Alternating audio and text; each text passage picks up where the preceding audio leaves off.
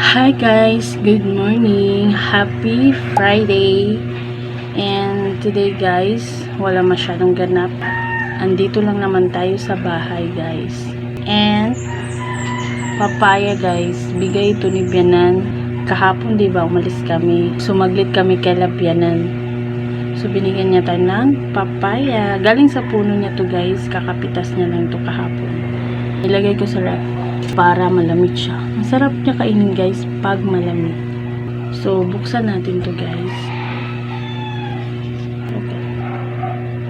Hatiin ko lang.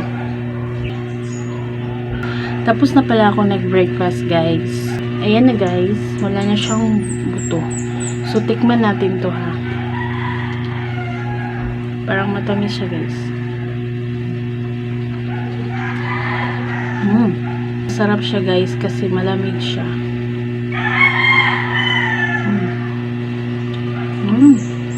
Sarap. Try nyo to guys, yung ilagay nyo muna sa ref tapos bago nyo kainin, yung ang sarap.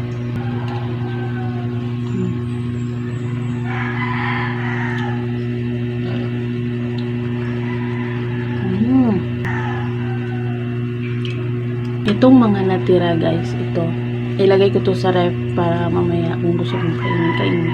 Hindi ko kasi maubos to ngayon guys. And si Shiny gusto niya rin itong kainin. Kukunin ko yung mga buto guys, linisin ko muna bago ko siya ilagay sa ref. Andito na naman kami sa sala. Nagbiyak-iyak na yan guys. Ay.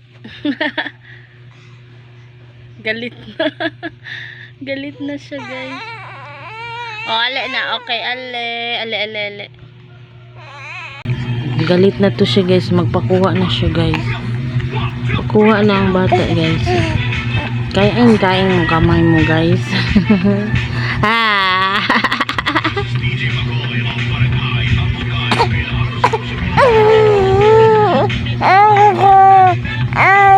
Guys, magpo 4 o'clock na ng hapon.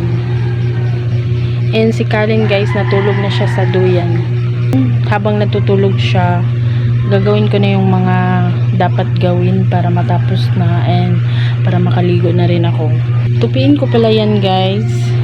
Yung mga kalat dito, kalat. Ililigpit ko yan guys.